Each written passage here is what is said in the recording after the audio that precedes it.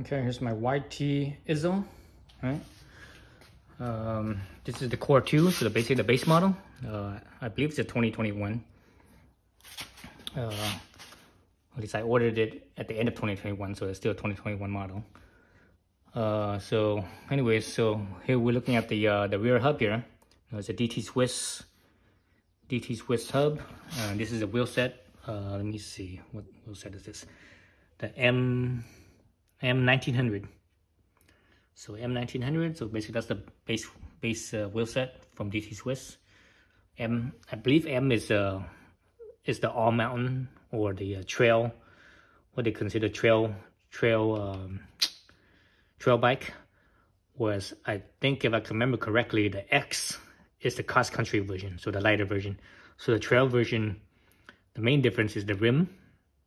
The trail version, the inside width of the rim is 30 millimeters, whereas the cross country version, I believe the inside width is 25 millimeters, so a little bit narrower, a little bit lighter. But that also means, you know, when the rim is narrower, even if you're using the same size tire, when the tire mounted, it's gonna make the tire a little bit narrower as well. So I actually like this 30 millimeter rim, just because it kind of flares out the tire a little bit wider, and you know, you get a little better traction. But anyways, back to the hub. Again, this is the I believe this is the older version. I'm not exactly sure which hub model this is. I think this is the let's see. Actually, there's a number down in here. I see a number, but it doesn't say the model. But I believe this is the 370 hub. At first, I thought it was a 350 hub, but I think it's a 370 hub.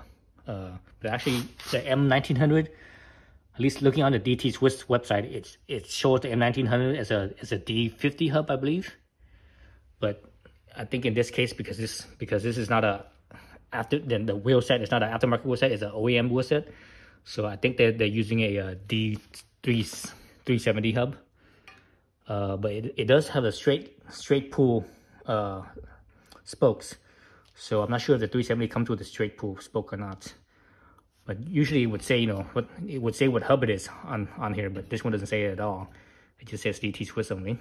So anyways, what I'm looking at, what I want to look at is the engagement. So, you know, I just got back into mountain biking earlier this year, or when I got this bike, which was, I think, in when did I get this bike? Was it February or March? Anyways, a few months ago. Even though I ordered it back in December, it took like 3 or 4 months to get to finally get. So riding it, for the most part, I like it. And at first, when I was riding it, you know, I was riding some trails that I used to ride, some technical rocky sections, you know, climbing both up, you know, rock gardens, basically going. When you ride up rock garden, it's pretty tough because it's kind of loose and rocky and chunky and it's technical, you know. So I used to be able to clear that, not easily, but I used to be able to ride it okay. But now, you know, I've been riding for a few months now, so I'm in a little bit better shape than I was a few months ago. But I'm still having a really difficult time riding up those technical trails, those rocky trails. So now, because it's been so long since I've ridden, you know, I haven't seriously ridden in, you know, about 15 years. Since the late 2000s. I think the last time I was serious about riding was back before I actually before I went carless, and that was, I think, 2008. Yeah, so that was about 15 years ago, 14 years or something like that. But anyways,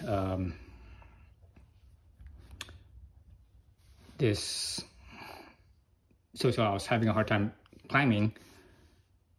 So I was like, what the hell, you know? I should be able to climb better because, you know, this is 29-inch wheels, you know. Prior to this, you know, I was 26. So 26 is harder because, you know, smaller wheels rolls over things a little bit more difficult compared to bigger wheels. And also, the last time I seriously rode, I was riding a single speed.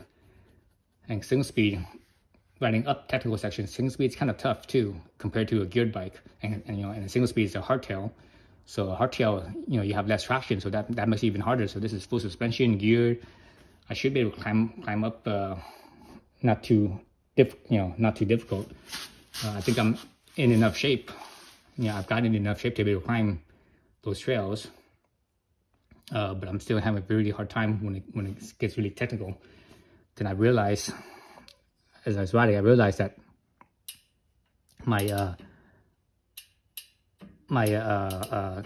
the hub engagement isn't very high.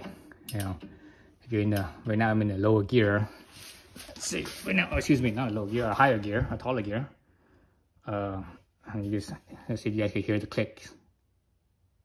Let's see, let me level out my pedal or my crank, and let me back pedal it. And this is the tallest gear right now.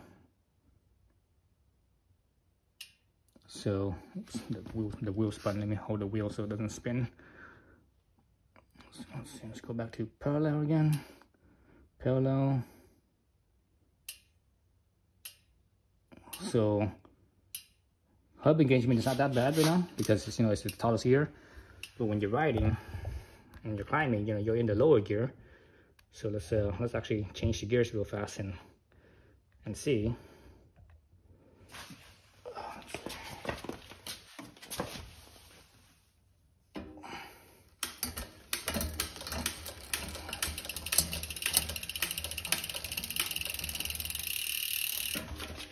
All right, so now I'm in the lowest gear. And the lowest gear is, let's see what here, it says 50 tooth. You can see the number right up here. It says, I'm not sure you guys can see it, but the number is right at my fingertip right there. Oops, you know, that's not the number. That's it. Well, no, that is the number. So 50 tooth, down here is 42 tooth. So 50 tooth, okay. 50 tooth. Let's level out my crank again. So the crank's leveled out. I'm gonna hold the wheel so it doesn't spin, and see how much back pedal I need before the next paw engages. Well, so that just engaged right there. Let's level it out again. So right now it's engaged. It's fully engaged right now. So level it out. Right there. So that's how much it changed as far as crank position from being leveled out to engaging. So that's quite a bit. That's quite a bit of angle, you know, from leveled to that much. That's a lot. So that's the reason why when I'm climbing, you know, it takes that much to engage. So there's a little bit of, let's see, so right now it's engaged again. Right now it's engaged. Oh, there's an engagement again. So this whole spot here, like this whole angle, like right there, all that's all loose. See, I'm able to rotate my crank, but my tire's not spinning. So because of that slop, that backlash, basically, think of it as backlash. Now it caught. So all that slop, when you go in technical climbs, that slop, well, you know, let's say you're climbing, then there's a spot there where you need to, or you're spinning, you know, you're pedaling, then there's a spot where maybe there's a rock right here or something, and you can't clear it. You might have to kind of stop the crank real fast. So the rock's right here, right where you would strike the rock. You stop real quick. Then as soon as you pass it, you wanna pedal again, but because of that slop that it has, right? Because of that slop, you pedal, and also there's no engagement. So you're like, oh, and it slips a little bit. Then it engages, but by then you might have lost enough momentum, especially because that rock's right here, and because you're moving forward, right? You're moving forward, and the rock's right here. As you're moving forward, the rock's gonna hit the tire basically, and at that point you hit the tire where you need to give it power or you know, forward movement. but it has that backlash. It's like, oh, there's nothing, and it hits that rock, and there's nothing. Then by the time that it does engage and you start moving the tire again, it's too late. It's like the tire already got hung up and it stopped. So for technical climbing, you know, that's important to have that, you know, have that engagement, right? Or have a faster engagement. So let's actually count this. Let me go back to the 50 tooth right here. So that's the 50 tooth marker right up here, right up at my 12 o'clock position. Yeah, so right there. So right now it's engaged with the crank. So I'm at the 12 o'clock. I'm gonna spin this thing all the way back, one full rotation. I'm gonna listen to how many clicks it has, so I know how many paws it is, or not paws, but how many teeth it is. So let's see. 1, 2, 3, 4, 5, 6, 7, 8, 9. Oh shit! God damn it! Oh, my chain ring fell down. Skip. Oh, let's try that again. Let me go to so this is the thing I noticed with the NX drivetrain. It does this. When you backpedal, it drops down. So I don't like that.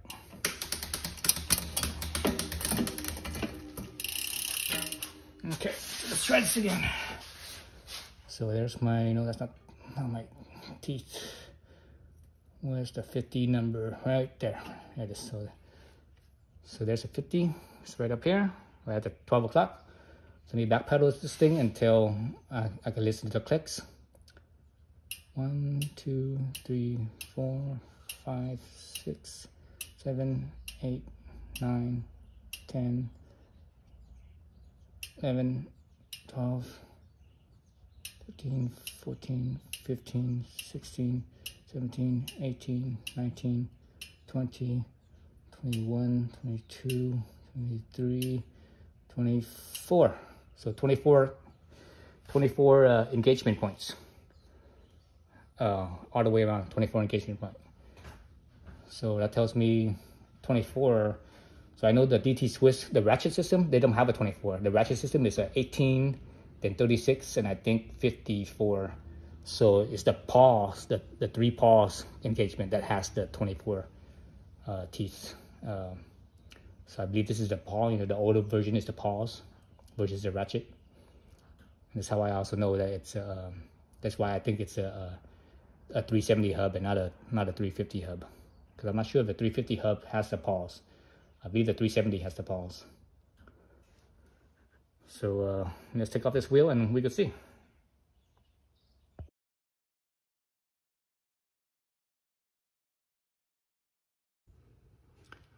All right, got the wheel off, and to take off the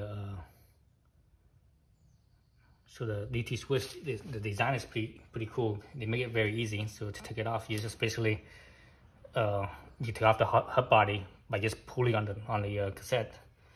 Let's see. There we go. So the thing's off. There we go. So there's the thingamabob. So here you can see the paws. That's 1 paw, 2 paw, 3 paws. So it's a 3 paw system. I'm not sure what type of spline this is. This is a NX cassette, right? Oh, here it is, PG 1230. Oh, I thought this was XG 1230. So PG 1230, I think that uses the old Shimano HG spline on the hub body. So anyways, I have a tool to take this off. Let me do that. But before I do that, let's actually look at the hub here.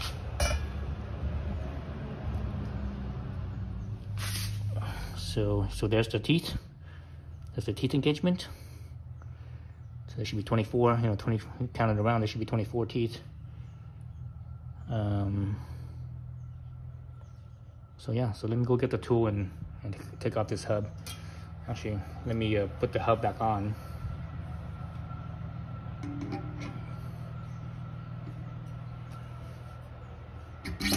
Back on, then I could disconnect this. Disconnect this lock ring right here.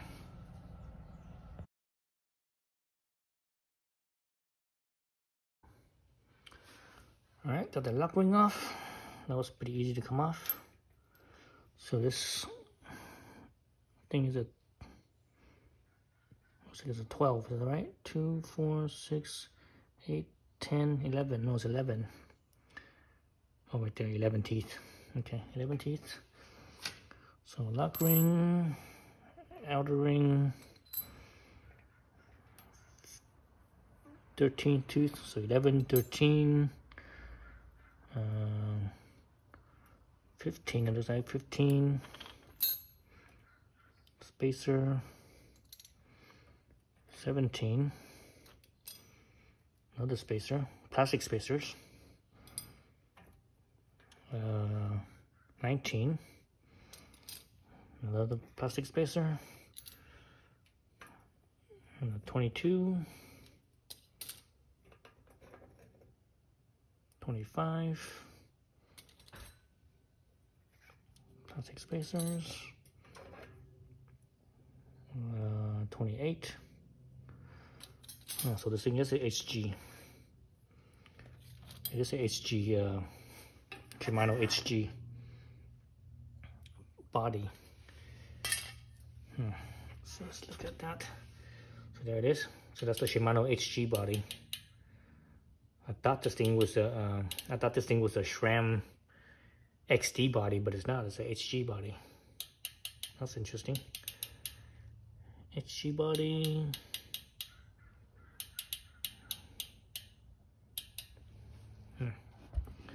I guess it's the higher model SRAM that uses the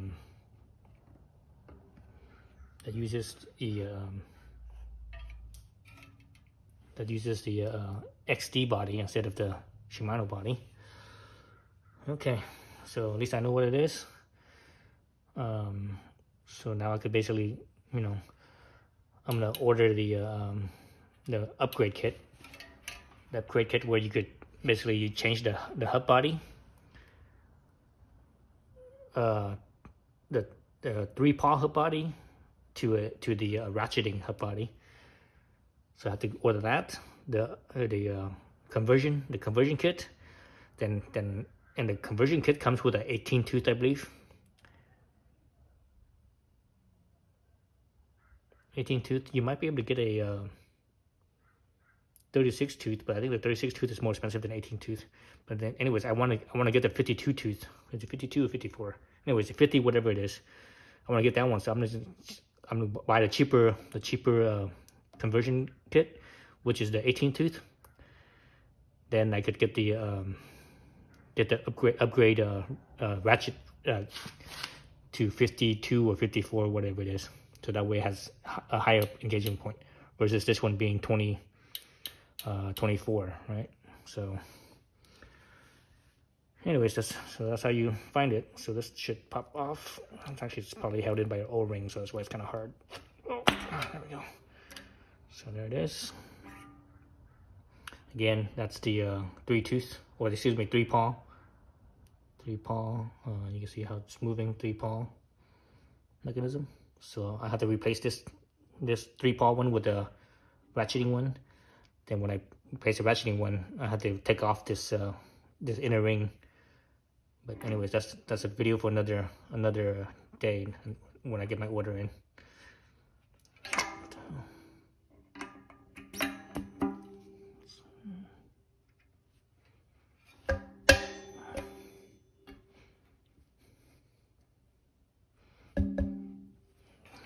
Let's put this all back together.